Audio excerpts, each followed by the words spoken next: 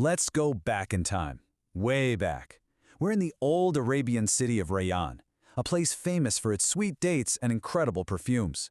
But our story doesn't start in the fancy city center. Nope. We're heading to the outskirts, to a much more humble place. You know, this was a time when the call to prayer just seemed to hang in the air and could actually calm your soul. And in this world, there lived a man whose life story would become a powerful lesson for generations to come. So let me introduce you to Bilal. He's a simple weaver, about 35 years old. And when I say simple, I mean it. He basically owned a threadbare blanket and a couple of clay pots. But here's the thing. His real treasure wasn't stuff you could hold. It was his incredible patience and a heart just overflowing with gratitude. And believe me, his faith is about to be put to the ultimate test. And this contrast is really at the heart of the whole story. You see, while Bilal was rich in spirit, his next-door neighbor, Hamid, was a silk merchant who was just, well, loaded.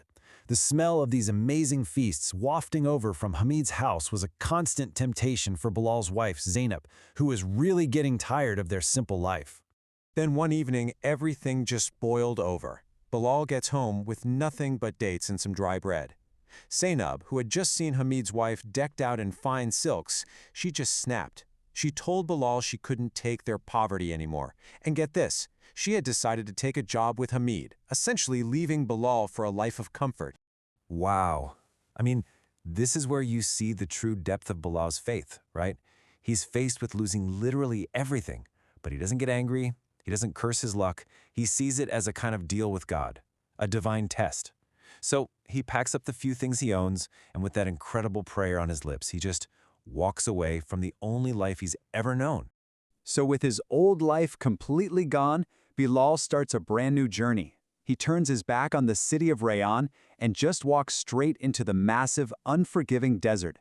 For days and days, the only sounds he heard were the wind and the crunching of sand under his feet. Okay, so after 3 days, his water is gone. He's completely delirious with thirst when he stumbles across a camp. It belongs to a rich caravan leader named Mir Sultan, who, to his credit, gives him some water. But later that night, everything goes sideways. A pouch of Mir Sultan's diamonds disappears, and of course, who do they blame? The stranger. All eyes land on Bilal. Bilal swears up and down he didn't do it, but nobody's listening. They tie him to a tree and whip him, just mercilessly. And yet, through all that pain, he never once gives a false confession. The only thing he does is call out to God. Just when Bilal is about to pass out, a cook starts yelling that he found the pouch, and guess where it was? Stuck in a tree nearby. It turns out the Sultan's own pet hawk had snatched it, probably thinking the shiny bag was a piece of meat. The entire camp just falls silent, completely stunned and filled with shame. Mir Sultan, just overcome with guilt, falls at Bilal's feet, crying and offering him a bag of gold to make things right. But Bilal's response, it's just incredible. He forgives the Sultan, right there on the spot. He refuses the money, saying his patience is a deal he has with God, and it's not for sale. And then he just turns around and walks back into the desert, leaving everyone to think about the kind of man they just met. After weeks of wandering, Bilal's journey takes him from the huge, empty desert to a place that's the total opposite, Shealkot. This place is a grim industrial city, constantly choked by the black smoke pouring from its countless iron forges. Bilal needs work, so he finds the biggest smithy in town. It's run by a guy named Jabbar, who is just as hard and tough as the iron he works with. Jabbar kind of laughs at Bilal's skinny frame and gives him the hardest job in the shop, pumping the massive bellows. But Bilal just works, day in and day out, without a single complaint. And slowly, he starts to earn the blacksmith's grudging respect. But there was something strange going on in that forge. You see, Jabbar had this cellar that was always locked with a heavy chain, and he told Bilal to never ever go near it.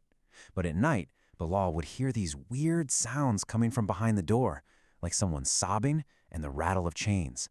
So one day, Jabbar is out, and Bilal hears a desperate cry for water from the cellar. He can't ignore it. He finds the key, opens the door, and inside he finds a young man in chains. It's Jabbar's son, Qasim. But he's not a criminal. Jabbar had locked him up to protect him. Turns out, the city's tyrannical ruler executed anyone who dared to speak of hope or a better future, and Qasim was a dreamer. Just as Bilal discovers this secret, the city's warning drums start to pound. The ruler's soldiers are raiding the city. Someone must have tipped them off that the rebel Qasim was still alive.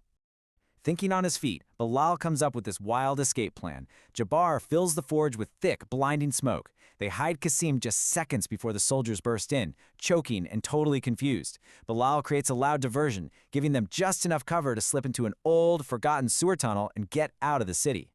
After a really nasty journey through the sewers, they come out in a dense forest, only to be immediately surrounded by a violent tribe of outcasts. As these tribesmen close in with their weapons raised, Bilal does something no one expected. He stands up tall, closes his eyes, and begins to recite the Adhan, the beautiful Islamic call to prayer. The effect was absolutely electric. The tribe, who hadn't heard anything so beautiful in generations, just dropped their weapons. Tears were streaming down their faces. Their leader, a wise, blind elder named Pir Danish, saw the purity in Bilal's soul. He made a prophecy that Qasim would one day rule with justice, and then he showed them a hidden path to safety. And that hidden path, it led them out of all that darkness and into a place called Wadi-e-Nur, the Valley of Light.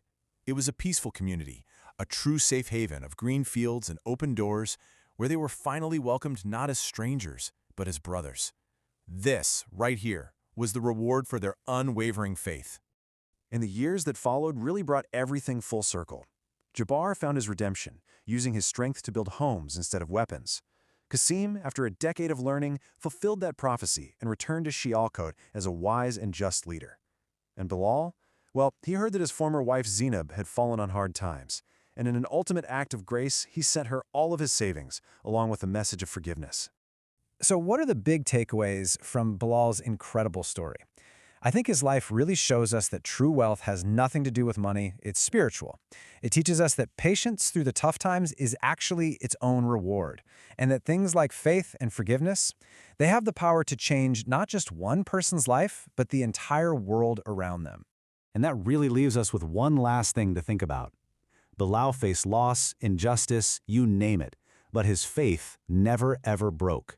So the question for you is this: when you're facing those tough, barren